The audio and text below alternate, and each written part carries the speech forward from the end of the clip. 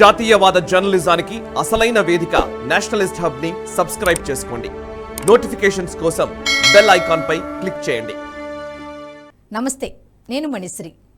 సైన్యం కోసం ఎన్నో రకాల ఆయుధాలను భారత ప్రభుత్వం సిద్ధం చేస్తూ వస్తోంది. అనేక ప్రతిష్టాత్మకమైన మిలిటరీ ప్రాజెక్టులు ఇప్పుడు మనం ముందుకు వస్తూ ఉన్నాయి.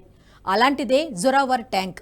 అతి తక్కువ సమయంలో జొరావర్ లైట్ ట్యాంక్ సిద్ధమైంది. దీనిని defence research and development organisation, private సంస్థ లార్సెన్ టూబ్రో కలిసి అభివృద్ధి చేశాయి. ఈ లైట్ ట్యాంక్ ప్రధానంగా తూర్పు లడక్, ఉత్తర సిక్కిం, చైనా సరిహద్దులలో ఉన్న ఎత్తైన ప్రాంతాలలో విధులు నిర్వర్తించేలా రూపొందించారు. దీన్ని 19 నెలల రికార్డు సమయంలోనే అభివృద్ధి చేశారు. ఆర్డీఓ, ఎల్&టీ కంపెనీలు ప్రోటోటైప్ ట్రయల్స్ కూడా నిర్వహించాయి.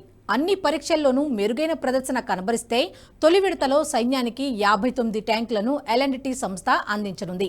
భారత ఆర్మీ కోసం అభివృద్ధి చేసిన ఈ లైట్ ట్యాంక్ ప్రాజెక్టును జూలై 6న DRDO chief doctor V Kamath సమీక్షించారు. గుజరాత్లోని హజీరా ప్రాంతంలో ఈ ట్యాంక్ పనితీరు గురించి అడిగి తెలుసుకున్నారు. ట్యాంక్ 2027 నాటికి సైన్యంలో భాగమవుతుందని DRDO chief doctor Sameer Kamath ఆశాభావం వ్యక్తం చేశారు. వేసవికాలం, శీతాకాలంలో ట్రయల్స్ నిర్వహించనున్నారు. ఈ వాతావరణ పరిస్థితుల్లో ఈ ట్యాంక్ ఎలా పనిచేస్తుందో తెలుసుకోవడం చాలా ముఖ్యమని అధికారులు తెలిపారు.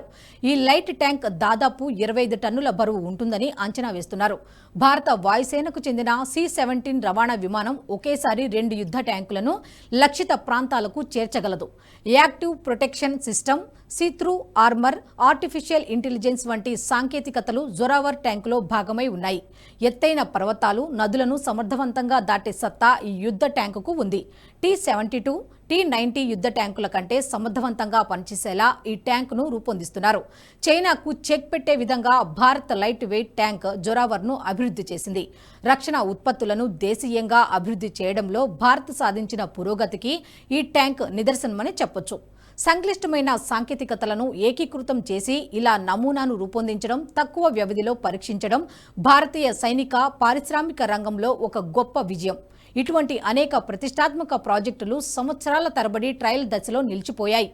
ఆర్మీలో అర్జున్ ట్యాంక్, వైమానిక దళంలో తేజస్ ఫైటర్ జెట్ కూడా ఈ కోవలోకే చెందింది.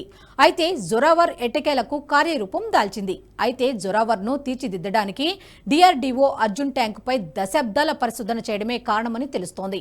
అర్జున్ ట్యాంకును అభివృద్ధి చేయడంలో డిఆర్డీఓ నేర్చుకున్న పాఠాలు, సైన్యం తెలిపిన వివిధ సమస్యలు, లోపాలను పరిష్కరించడం వంటివి జొరావర్ లైట్ ట్యాంకు రూపకల్పన, అభివృద్ధికి కారణమయ్యాయి.